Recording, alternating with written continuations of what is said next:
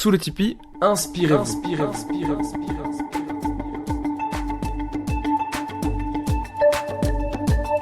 Sous le Tipeee, un lieu où l'on vient écouter des témoignages professionnels inspirants. D'un côté, ceux qui ont vécu, ils racontent leur métier, leur parcours de vie, partagent leurs anecdotes, leur philosophie et des conseils pour aider ceux de l'autre côté, vous, chers auditeurs, en quête de vous-même. Sous le Tipeee, c'est la volonté de renouer avec une tradition orale. On s'assoit et on écoute. Aujourd'hui, chers auditeurs, on s'assoit pour écouter Maître Xavier Magnier, le ténor du barreau bruxellois, connu pour avoir défendu Marc Dutroux, grand ami de Jacques Vergès. Maître Magnier a 85 ans et continue de plaider. Selon ses mots, mon cabinet tourne full-time. Je sonne, je vois une ombre descendre calmement, il me gratifie d'un grand sourire et me dit « Bonjour, cher ami ». On s'assoit. Il m'offre son dernier livre et me sert un généreux verre de vin. Il commence à parler, les mots sont faciles, légers. Pourquoi il a choisi de défendre Marc Dutroux, son amitié avec Jacques Vergès, le secret de sa sérénité, sa relation au palais de justice. Il partage ses anecdotes et donne des conseils aux futurs avocats. Alors, on s'installe, on lâche prise et on se laisse inspirer sous le Tipeee. Vous êtes né en quelle année? En 87. En 87. Oui. Formidable. Et vous êtes né en quelle année? En 35. En 35, ah ouais. Oui, je vais avoir 85 ans cette année. Et je suis rentré au barreau en 1960. C'est ça. Alors ça me donne une situation un peu spéciale au barreau. Je vais avoir 60 ans de barreau. Et le magistrat le plus vieux prend généralement sa pension vers 65 ans. Donc le plus vieux du palais de justice devant lequel je plaide, le plus vieux, n'avait que 5 ans quand je plaidais déjà. Et ça crée un rapport qui est extrêmement sympathique. Parce qu'il me voit arriver en se disant, ce vieux-là, il doit être complètement démodé, il ne doit pas connaître les nouvelles lois. Or aujourd'hui, avec le ministère de la Justice qu'on a, les lois sont tellement nouvelles et changent tellement souvent que même les jeunes ne connaissent pas bien les nouvelles lois et que nous sommes à égalité parce que les lois changent tout le temps. Et j'ai encore ma tête, du moins je crois. Je ne suis pas encore trop touché dans la mémoire non plus. Et le palais de justice, c'est franchement ma maison. C'est franchement ma maison. C'est plus ma maison que ceci, que cet endroit où nous nous trouvons. Et pourtant, je suis entouré de mes livres, de mon cabinet où je reçois les clients, il est là-bas au bout. Mais comme vous n'êtes pas un client, nous sommes dans le salon. Et ce palais de justice, je l'ai tellement bien connu, notamment quand j'étais bâtonnier. Et j'étais bâtonnier dans les années 90, donc il y a 30 ans, que j'étais au sommet de la hiérarchie, ce qu'on fait en général en fin de carrière. Moi, il y a 30 ans que j'étais en fin de carrière. Quand on fera mon éloge funèbre, on dira « Et après un très sérieux bâtonnat, il a entrepris le barreau. » Et ça me donne franchement l'impression d'être en famille. En famille, dans un monde qui est partagé somme toute en trois. Il y a les avocats, bien sûr. Il y a les procureurs du roi, de Sa Majesté, s'il vous plaît. Et il y a les juges, les présidents. Quand en fin de carrière, un président finit président de la Cour de cassation, il est en général anobli par Sa Majesté le roi. Le procureur général à la Cour de cassation bénéficie du même honneur. Il est chevalier ou baron, s'il ne l'est pas déjà, et s'il l'est déjà, il devient peut-être comte ou vicomte. Et l'avocat qui a été bâtonnier n'est jamais anobli, parce que l'avocat est un contre-pouvoir légitime. C'est le seul contre-pouvoir légitime. Nous sommes les seuls devant la justice, composée d'un président et d'un procureur de Sa Majesté. Nous sommes les seuls à représenter un contre-pouvoir légitime. Nous portons la même toge, nous sommes de rang égal, et nous sommes les seuls légalement à avoir le droit de le faire, nous pouvons dire non à Sa Majesté le roi. Parce que nous passons notre vie à dire non à son procureur. Et le procureur du roi, c'est le roi. On dit non, sire. On est debout, on plaide. D'ailleurs, l'indépendance du juge est magnifique parce qu'il peut donner tort au roi. Il peut donner tort au procureur du roi. Il peut donner raison à l'avocat qui a dit non, sire. Et ce magistrat brille par son indépendance d'esprit. Ce qui est rassurant et ce qui est de la bonne démocratie, parce qu'il arbitre, dans le fond, les litiges au pénal en tout cas, entre le procureur de Sa Majesté et l'avocat du citoyen. Et il peut donner raison à l'avocat du citoyen qui a dit non, sire. Non à votre Majesté.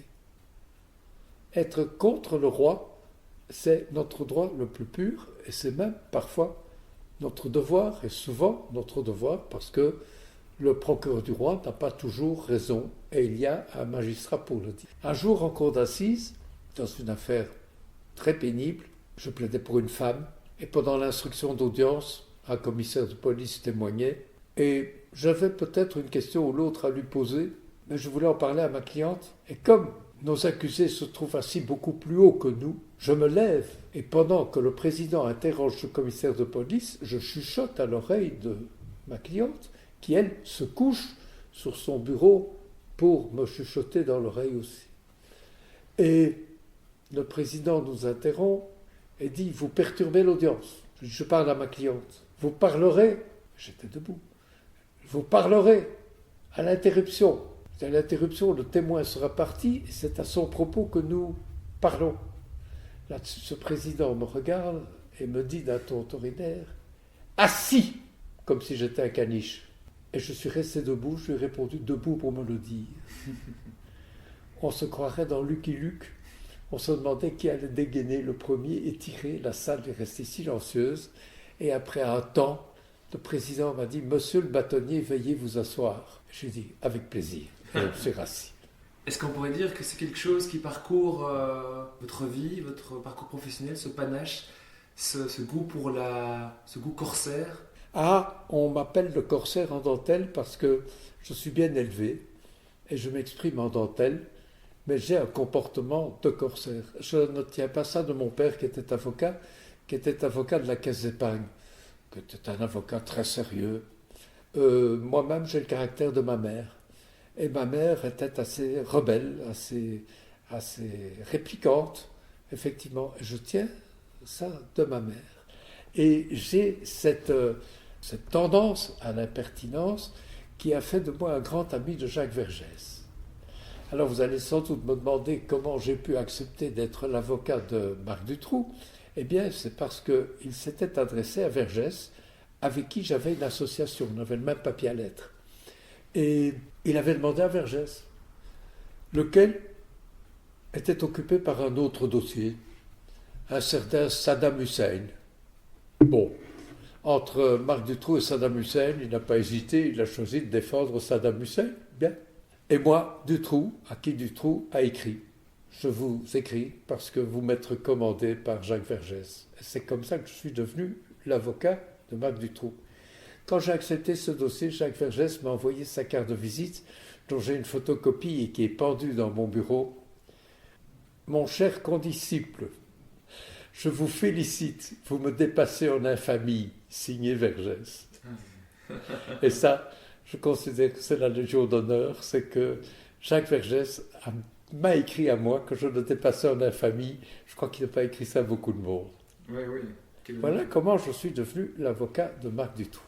L'horreur. L'horreur, j'ai encore lu récemment un livre écrit par la maman de Mélissa, expliquant d'ailleurs pourquoi, vu les errements de l'enquête, elle avait même négligé de venir au procès. Les Russo ne sont pas venus au procès, les Lejeune, oui. Et en cours de procès, le père Lejeune, considérant que je montrais assez d'indépendance face à mon client et assez de pitié face à eux, m'a invité un samedi après-midi à boire le café chez eux. Et on est allé à deux sur le pont de Grincelong regarder où avaient disparu les deux petites filles. C'est un moment où la justice et la vérité se réconcilient et où, quoique avocat de Marc Dutroux, je vais faire l'économie d'adjectifs qualificatifs, quoiqu'à l'avocat de Marc Dutroux, j'ai été reçu avec un café, du lait, du sucre et beaucoup de compassion, figurez-vous, l'un pour l'autre. Moi pour lui, bien sûr, et lui pour moi, d'avoir cette tâche, qui n'a pas été celle de défendre Dutroux, mais qui a été celle de rechercher la vérité. Or, la vérité dans ce dossier, elle a été sabordée. Le dossier de l'instruction a été coupé en deux. On a inventé le dossier bis. Et quand j'ai demandé en cour d'assises qu'on nous montre le dossier bis au moins, on me l'a interdit. Et le procureur, M. Bourlet, procureur du roi de Neufchâteau, qui était de bonne foi, a dit « Je ne suis pas sur les rotules. Mesdames et messieurs, ce dossier bis, vous le verrez un jour. » Et la cour d'appel de Liège a classé le dossier bis et personne ne le verra jamais. C'est là que se trouve l'explication de l'affaire Dutroux. Parce qu'il y a des mystères dans l'affaire Dutroux, et des mystères qui ne sont pas résolus. On dit que Dutroux a enlevé Julie et Mélissa au pont de Grazologue, il l'a toujours nié. On dit qu'il a enlevé 1 mois et demi plus tard Anne et Effieux à Ostende. Il dit que c'est lui. Mais je ne crois pas que ce soit lui. Au pont de Grazologue, un témoin très sérieux a vu une voiture rouge arrêtée, sans personne à bord, au bord de l'autoroute. Et ce médecin, ayant la mémoire des chiffres, a retenu la plaque. Quand le lendemain on annonçait partout que Julie et Mélissa avaient disparu, il a signalé cette voiture et ce numéro de plaque. Dossier bis. Mais quand Anne et Effieux, 1 mois et demi plus tard, au mois d'août, disparaissent, et la dernière fois que des indépendants les voient, c'est à Blankenberg, dans une rue, petite rue à bordel. Elles sont là comme deux sossottes, elles font les fofolles, elles sont là, on les voit devant un hôtel qui abrite des prostituées de l'Est, de Russie. Et ce tenancier de bordel, je crois bien qu'il exerce sa profession avec la protection de la gendarmerie, en échange de quoi il doit donner des tuyaux ou rendre des services. Or, il est le propriétaire de la voiture rouge. Ce qui voudrait dire que les 4 filles ont été enlevées par la même voiture rouge et que les 4 filles ont été enlevées par un patron de bordel qui est protégé par la gendarmerie, voire qui obéit à ses ordres. De là à considérer que la gendarmerie, je n'en ai aucune preuve, je tiens à le dire, de là à considérer que la gendarmerie, peut-être, cette gendarmerie qu'on a supprimée le lendemain du procès, avait mis au point qu'on fournisse au bien connu Dutroux, déjà condamné pour des faits de même nature, les 4 filles pour qu'il les enferme chez lui et qu'il y reçoive des clients, qui sait, du monde politique que la gendarmerie voulait tenir en main et faire chanter. D'ailleurs, dès que les filles sont arrivées sur place, peut-être les 2 premières, en tous les cas les 4, la gendarmerie a installé une caméra. Ça s'est appelé l'opération Othello. Ça a été reconnu par la commission d'enquête parlementaire. Et cette caméra a forcément dû filmer les clients visiteurs. Comme par hasard, quand Dutroux a été arrêté, il n'a pas été arrêté pour les affaires de filles, il a été arrêté parce que, étant chez lui à Charleroi, il volait des camions. Et là, c'est un juge de Charleroi qui l'a arrêté pour une affaire de camion. Pas madame le juge d'Outré et de Liège qui cherchait les filles, pas un juge d'instruction de Bruges qui cherchait les filles. Non, non, un juge d'instruction de Charleroi pour une affaire de camion. Quand alors il s'apprête a convoqué Dutroux et à le garder quelques jours en détention préventive, voire à perquisitionner. Il a nommé son commissaire pour la perquisition. La gendarmerie bondit, vient chez ce juge et dit « Nous avons le gendarme qui connaît Dutroux, c'est Michaud, et ce gendarme fera la perquisition et pas votre commissaire. » D'accord, dit ce juge. Sur quoi Michaud va sur place, perquisitionne et ne trouve pas les petites, quoiqu'un serrurier engagé pour ouvrir la porte, pendant que Dutroux est en prison, un serrurier entende des chuchotements, il en jurerait, il en donnerait sa tête. Et Michaud, pour mieux entendre les chuchotements, hurle à ses collègues qui sont au rez-de-chaussée, tandis qu'ils sont dans la cave, devant la cachette, il hurle « Taisez-vous !» et les chuchotements se taisent. Il met les scellés, la gendarmerie s'empare, s'en va, et 4 ou 5 jours plus tard, il revient, il fait sauter les scellés, il rétablit le courant. On lui demande pourquoi. Parce qu'il y avait dans la maison des choses susceptibles de pourrir. Ah oui.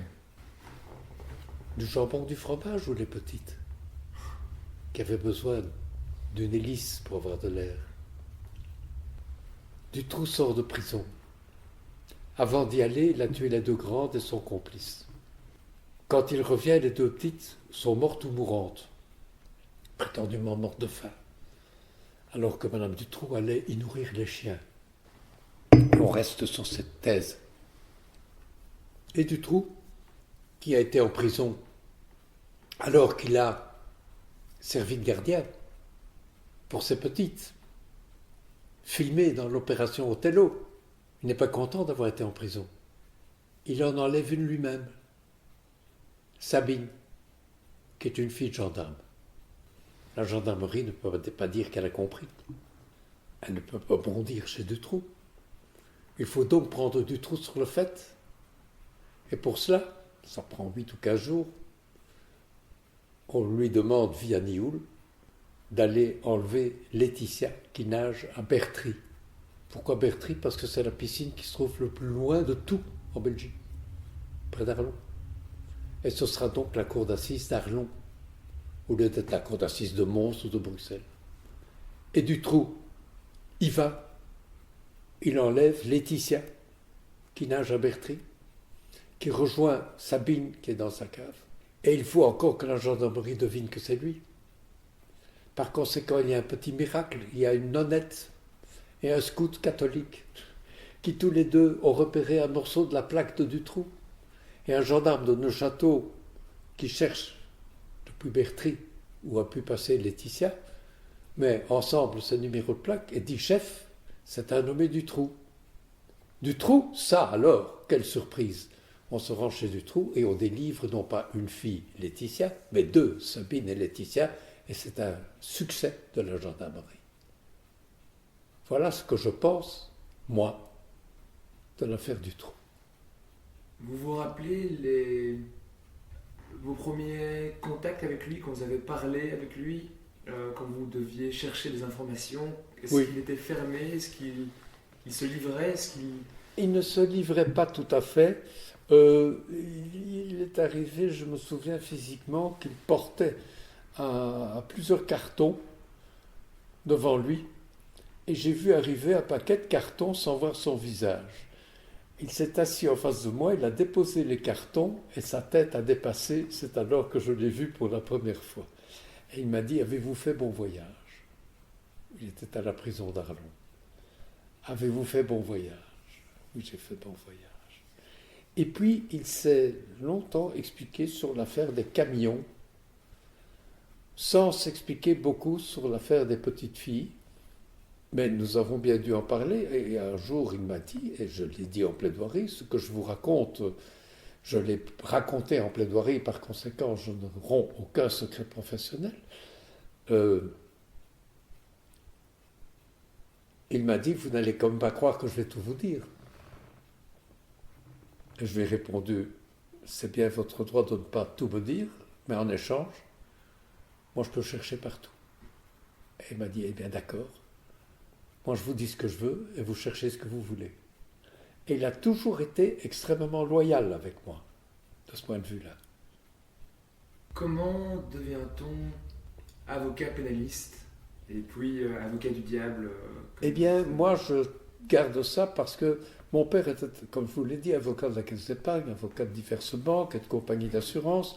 Ma mère, qui était orpheline depuis l'âge de 6 ans et qui avait vécu en pension toute sa jeunesse et ses études secondaires en pension chez les Dames de Marie à Alost, ma mère en avait gardé une formation extrêmement dure et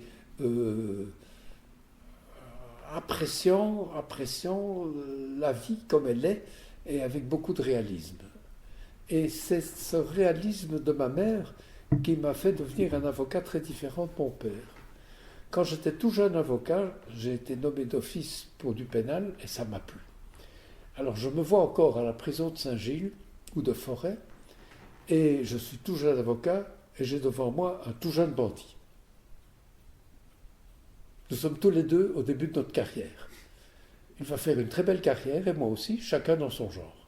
Il s'agit de Marcel Abran. Marcel Abran, dont la bande attaquait des fourgons bancaires sur les autoroutes. Je vais le voir, et c'était un Liégeois. Et il me dit, mais non, idiot, Xavier, on me dit que votre père est avocat. Oui, Marcel. Mais qu'il est l'avocat de la Caisse d'épargne. Mais oui, Marcel, et alors? Non, on ne me dit rien dans cette maison.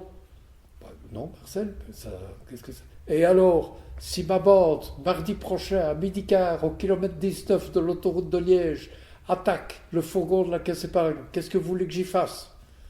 Oh, je dis, Marcel, rien. Bon, parlons d'autre chose. On a parlé d'autre chose. Je suis rentré déjeuner avec mon père, je suis resté muet. Il m'a dit, ça ne va pas. Je dis, non, j'ai fait un cauchemar. Tu as mal dormi? Non, j'ai bien dormi, mais c'est ce matin. Je fais des cauchemars le matin? Oui, à 11h. Où ça? À la prison de Forêt. Je fais des cauchemars à la prison de Forêt. Qu'est-ce que tu as rêvé? Que mardi prochain, au kilomètre 19, le fourgon de la Caisse d'épargne serait attaqué par la bande de Marcel Abran, qui est encore en liberté. Eh bien, bon appétit, me dit mon père. Je vais le mercredi, le jour suivant, à la prison, et Abran me dit, alors, on dit Joe, il paraît que le fourgon n'est pas sorti, j'ai encore trop parlé. Ça, c'était le rapport qu'on avait avec ces clients-là à l'époque. Ah ouais. C'était des bandits d'honneur. J'ai lu dans votre livre Somme toute, dans lequel vous parlez d'un père professionnel. Et quelle influence il a eu sur votre conception de l'art de la défense, sur finalement la direction votre carrière a prise? Absolument, parce que j'avais l'esprit d'imitation. J'avais une assez bonne plume, Van P aussi. J'avais été écouter Van P à toutes ses plaidoiries. Et finalement, il me faisait confiance, il me donnait un dossier, il me demandait d'écrire sa note d'audience, en quelque sorte sa plaidoirie. J'écrivais du Van P. Et j'ai l'honneur de vous dire qu'il donnait mon texte comme étant le sien. Comme il aimait glisser des plaisanteries, je glissais des plaisanteries de plus en plus fortes. Et un jour, il me dit, « Tu crois sans doute que je vais reculer? Quoi que tu écrives, je le dirai. Et on parie à dîner chez Bernard. » Bernard, c'était le homard le plus cher de Bruxelles, rue Namur. Et moi, j'écris. C'était une affaire fiscale qui ne prêtait pas à rire. J'écris à la 10e ligne, « Boire sans soif et faire l'amour en toute saison est le propre de l'homme. » Sans commentaire. Et puis je passe l'article 123 bis, tertio, etc. Il dit, ça va. On arrive à la cour d'appel. « Ah, messieurs, quelle affaire! Mon Dieu, nous avons travaillé encore hier soir, le petit Magnier et moi, sous la lampe, très tard. » Il invente, hein, c'était pas vrai. Et je le vois tout pâle. Je dis, Magnier, ça ne va pas. Il me dit, monsieur le bâtonnier, boire sans soif et faire l'amour en toute saison est le propre de l'homme. Je dis, Magnier, ça n'a rien à voir. On continue. Et je continue. Et l'article 126 bis tertio, et il continue. Il me dit, tu as perdu. Et c'était un dîner, mais qui m'a coûté un mois de travail, un mois de salaire. Ça, c'était du Van P. Ah oui. Quel style.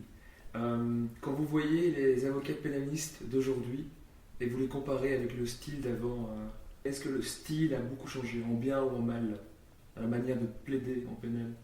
Si on s'adapte et si la plaidoirie consiste à coller à la personnalité de son client qu'on défend et à tenir un discours à propos de la vie au jour le jour, en famille, au travail, en vacances, en congé, quand on dort, quand on ne peut pas dormir, la plaidoirie ne se démode pas. Il y a peut-être un ton qui change, qui est un peu plus banalisé, un ton plus au jour le jour, peut-être moins d'éloquence. Mais l'éloquence que j'ai vécue, que je tente de vivre encore, cette éloquence n'est pas un effort, c'est le résultat de ma manière de penser et de le dire. C'est l'art d'être en contact direct avec celui auquel on parle.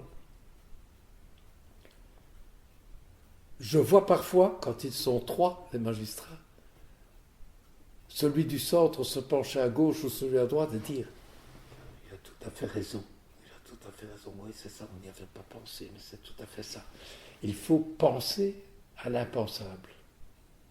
Et mon père avait une formule formidable, ce qui va être la meilleure preuve, c'est l'évidence inattendue. C'est le commissaire Bourrel, mais bon sang, c'est bien sûr. L'évidence inattendue est la clé du résultat. Et je crois que comme avocat, si on confesse suffisamment le coupable qu'on défend, on obtient effectivement des confidences qu'un juge d'instruction n'obtient pas et qui sont des évidences inattendues. Parce que son fils, ceci, parce que sa mère, cela, parce que son patron, ceci, parce que la voiture adverse, cela, parce que dans le train, ceci. Et il faut avoir pris le train, Monsieur le Président, de Bruxelles Midi, pour Bruges, pour savoir ce qu'on y voit. Il n'a pas pris le train pour Bruges hier, le Président. Il écoute, il ouvre ses oreilles. Et on a l'argument, l'évidence inattendue. Ouais. Et donc, pour l'art de défense, vous utilisez l'évidence inattendue. Et aussi, dans votre livre, vous parlez, c'est peut-être plus pour les procès d'assises, quand vous êtes face à un jury, c'est de parler de l'irréparable, que nous sommes finalement tous, en tant qu'êtres humains, face à la possibilité qu'un jour nous commettons l'irréparable. Oui. Est-ce que c'est une stratégie pour mettre sur le même pied les accusés avec les jurés, pour leur montrer qu'ils sont humains et que finalement ils partagent ce potentiel irréparable? Eh bien, je crois que oui. Et c'est pour ça qu'on a instauré le jury. Le jury a été instauré après la Révolution française. Avant la Révolution française, les seigneurs jugeaient les manants.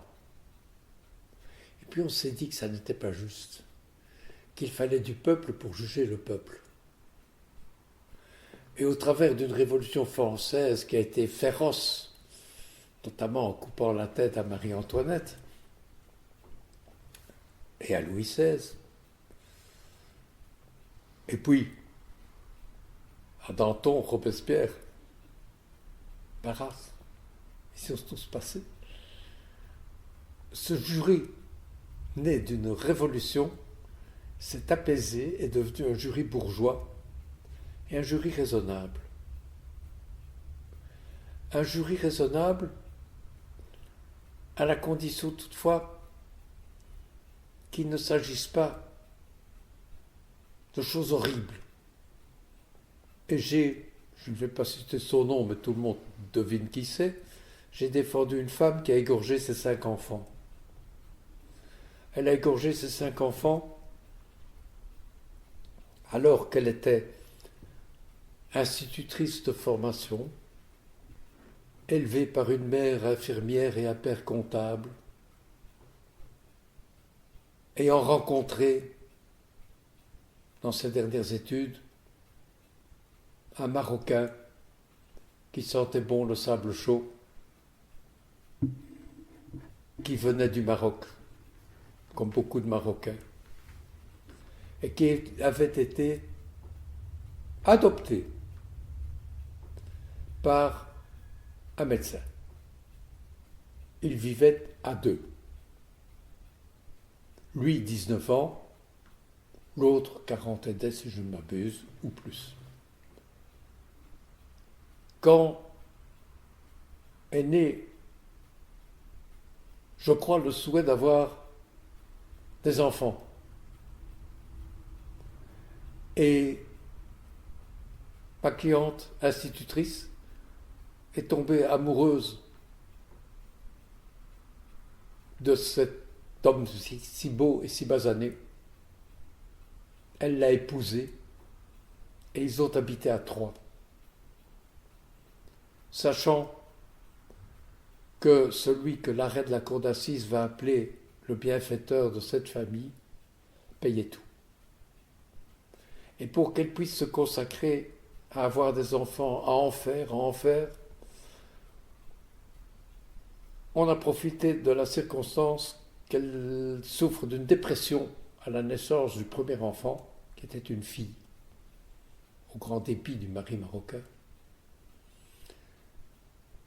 Elle a été, avec les certificats du docteur, placée en incapacité de travail et elle leur a fabriqué une deuxième fille, une troisième fille, une quatrième fille et enfin un fils qui finalement mangeait à table avec son père et le docteur, tandis qu'elle mangeait à une sous-table avec les 4 filles. Elle s'est demandé ce que ces 4 filles allaient devenir au Maroc.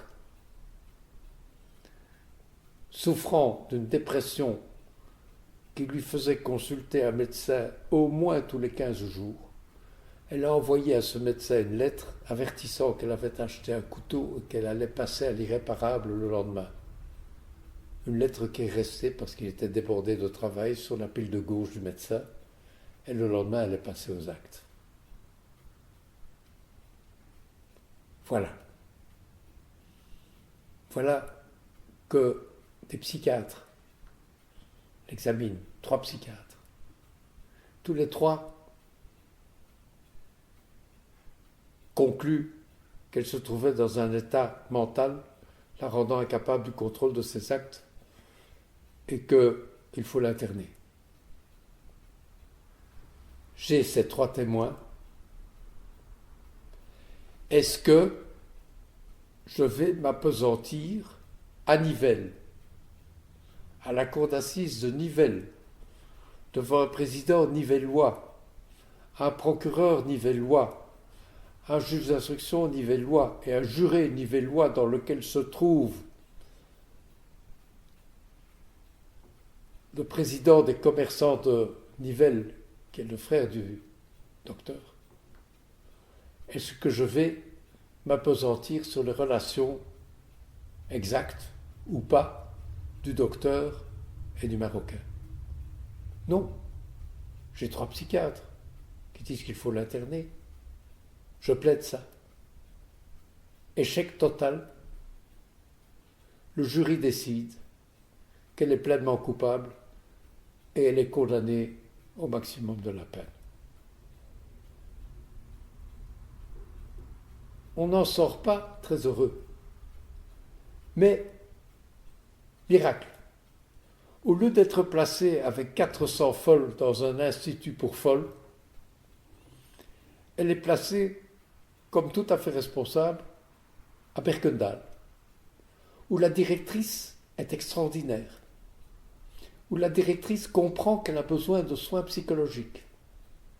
Et sur toutes les détenues de Berkendal, elle va avoir la grâce de bénéficier d'un traitement psychiatrique, psychologique, humain, totalement exceptionnel et beaucoup mieux que n'importe où ailleurs. Et c'est si vrai qu'elle est aujourd'hui en liberté conditionnelle et qu'elle ne guérira jamais de ce qui s'est produit. Mais en attendant, elle a été bien traitée dans tous les sens du terme, y compris médicalement. Ça, ce sont les surprises du jury. Là, le jury m'a déçu. Mais il faut dire aussi que le jury a eu droit à des audiences terribles et le président de la cour d'assises, sur un écran qui est grand comme la bibliothèque derrière moi, a publié les photos de l'expertise des enfants, la gorge ouverte, avec photo en gros plan de la gorge. On voyait la colonne vertébrale au fond de la photo.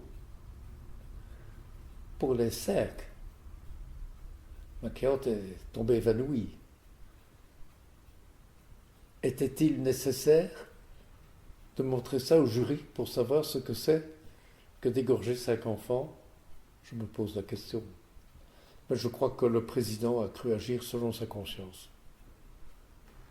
Lui la sienne, et moi la mienne, mais pas la même. Hier, vous m'avez appelé pour me prévenir que vous vouliez changer l'heure de notre rencontre. Et c'était pour une audience correctionnelle. Et je me suis posé la question, j'avais envie de vous la poser. Est-ce que vous avez l'intention de prendre votre retraite un jour? Quel est votre secret? Eh bien, ça n'est plus un secret, mais figurez-vous que je me suis marié le 8 février. Eh bien, félicitations. Je me suis marié le 8 février. Et avec une dame de très bonne compagnie qui a 12 ans de moins que moi. Ce n'est donc pas une gamine du Lido que j'ai épousée par un accès de folie. C'est une femme que je respecte beaucoup et avec laquelle j'ai une entente absolument parfaite. Et je crois que la vie peut recommencer. Mais aussi que je dois maintenant peut-être me consacrer un peu à elle et à nous. Et il n'est pas exclu que je dépose un peu mon tablier sans quitter le barreau, parce qu'un bâtonnier ne quitte pas le barreau. Il ne devient pas avocat honoraire. Pourtant, honoraire est un bobo, mais on en manque. Ouais. Mais non, un bâtonnier ne devient pas avocat honoraire. Il reste bâtonnier jusqu'à sa mort et il reste inscrit au barreau. Et mon Dieu, si on vient me chercher, maintenant j'ai encore mon cabinet qui tourne full time, tout le temps. Vous êtes seul dans votre cabinet ou... Oui, je suis isolé. Je n'ai jamais fait partie d'une association. Parce que mon père était avocat et mon père était tout heureux que je sois avocat avec lui. Et quoiqu'ayant fait des études de droit européen en 1963, quand l'Institut d'études européennes s'est ouverte, si on devait me parler de droit commercial et de droit de la concurrence, j'étais le premier à avoir ce diplôme au barreau de Bruxelles, ce qui m'a valu non pas des grands procès commerciaux, mais d'aller à la Cour des droits de l'homme à Strasbourg, où j'ai plaidé pour 3 vagabonds, Holmes, De Wilde et Verzeep, qui avaient envoyé à Strasbourg, où la commission et la Cour des droits de l'homme venaient d'ouvrir, et manquaient de travail, une requête. Aujourd'hui, pour faire une requête, il faut remplir un formulaire en bonne et due forme. Non, ils avaient envoyé un ticket de tram autour duquel ils avaient écrit « C'est dégoûtant ce qu'on fait avec nous ». Ça m'était classé comme requête et on avait demandé au bâtonnier de l'époque, Gilles Saundrouvreux, qui connaissait le droit européen. On en a un, c'est Bagné. J'ai été désigné pour défendre à Strasbourg les vagabonds. À cette époque, c'était une loi de Léopold II. Les vagabonds étaient des gens plutôt dangereux, qui circulaient dans les campagnes, spécialement dans le Limbourg, et qui attaquaient les fermiers, en mettant leurs pieds dans le feu pour leur faire dire où sont les économies. Ça s'appelait d'ailleurs, non pas les chauffards, mais les chauffeurs. Une loi quiconque n'a pas 20 francs, un métier et un domicile est d'emblée saisi par la police et interné dans un établissement qui lui apprend un métier, qui le chauffe, qui le nourrit, et qui peut le garder jusqu'à 7 ans, sans appel et sans avocat. Je plaide que c'est ignoble. Et la Belgique est condamnée. Aujourd'hui, nous allons à deux au cinéma Port de Namur. Nous mettons l'auto dans le parking des deux portes, on monte, et là il y a le métro. Et on voit 4 clochards qui dorment par terre. Je ferai un procès à la Belgique parce qu'on ne les ramasse plus. On les ramassait, on les chauffait, on les nourrissait, et on leur apprenait un métier. Et nous sommes en 1962 ou 63, je fais admettre par la Cour des droits de l'homme que la Belgique est coupable pour enfermer les pauvres. Je souhaiterais aujourd'hui qu'elle le fasse. Ça m'évoque un passage dans votre livre que j'aimerais vous lire. Alors, voilà, c'est ça. Le passé et l'avenir sont les moteurs de l'angoisse. Or, le premier n'existe plus et le second pas encore.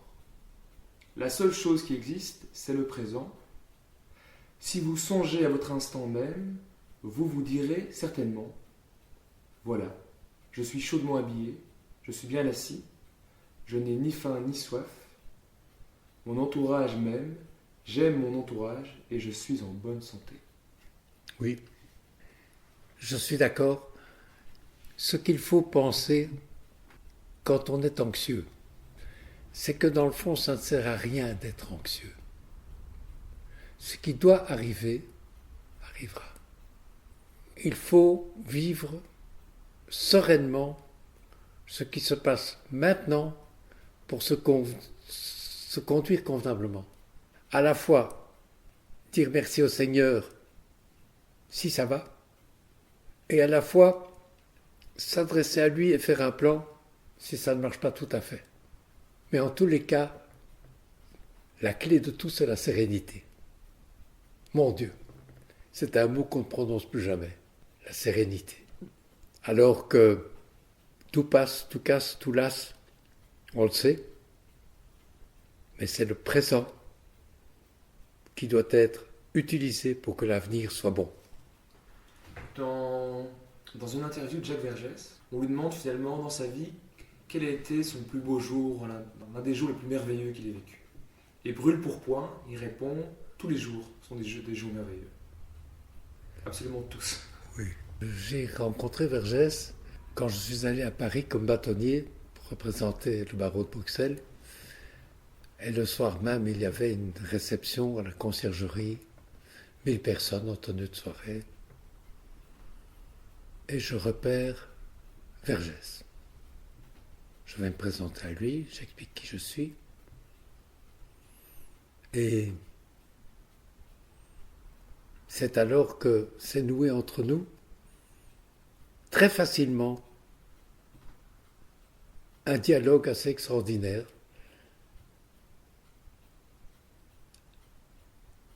Il m'a dit pour commencer, comment diable peut-on être bâtonnier ? Est-ce que ça ne vous empêche pas d'être avocat ? C'était du Vergès pur. Et nous nous sommes tellement bien entendus que nous avons fini par avoir le même papier à lettres ensemble. Les gens se sont demandé à Bruxelles comment on pouvait défendre Dutroux et avoir le même papier à lettres que Vergès. C'était aussi scandaleux l'un que l'autre, mais totalement assorti. Totalement assorti, c'est l'impertinence de Vergès qui m'a toujours séduit. Là, à cette soirée, il m'a dit « Avez-vous vu ce soir notre confrère qui est secrétaire d'État à la justice ?» Je ne veux pas dire son nom. Non. Il aurait dû vous accueillir, monsieur le bâtonnier. Venez. je vais vous présenter. On retrouve le bonhomme, qui est grand, qui a 3 têtes de plus que Vergès, un gros ventre, qui est là, en toge d'avocat. Et Vergès lui dit, je ne sais pas à qui je dois présenter à l'autre, mais voici le bâtonnier de Bruxelles, maître Xavier Magnier. On se serre la main, on se dit enchanté. Et le secrétaire d'État regarde Vergès et dit, alors Vergès, dans votre salle d'attente, toujours autant de canailles? Et Vergès lui répond, vous avez rendez-vous? Silence, on se quitte sans un mot de plus. On marche 15 mètres dans la foule. Et puis il s'arrête, il me prend le bras, il me regarde et il me dit, il me hait, je me demande pourquoi. Ça, c'était Vergès. Ah ouais. Quel seigneur. Quel seigneur. Et aussi, il avait aussi sa vision de l'art de la défense. Oui. De la rupture. La rupture. Quand il a plaidé pour le plus grand collaborateur des Allemands pendant la guerre, il a plaidé que les magistrats avaient prêté serment à Pétain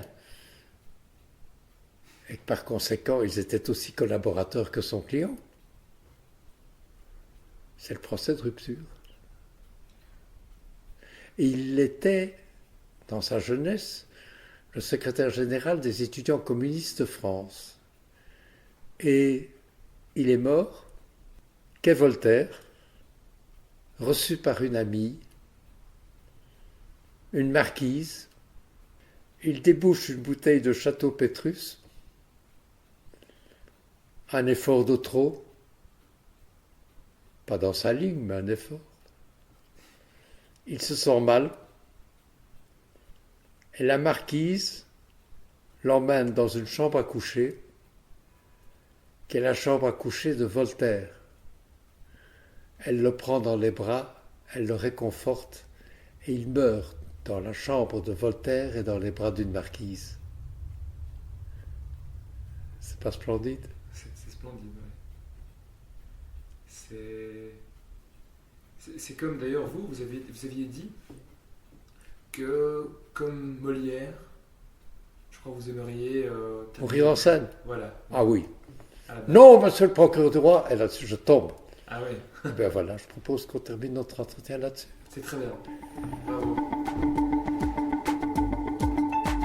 Chers auditeurs, le Tipeee se referme pour aujourd'hui. Avant de retourner vers la vie active, 2 choses. Si vous connaissez une personne avec un témoignage professionnel inspirant, laissez-moi un message dans le formulaire de contact.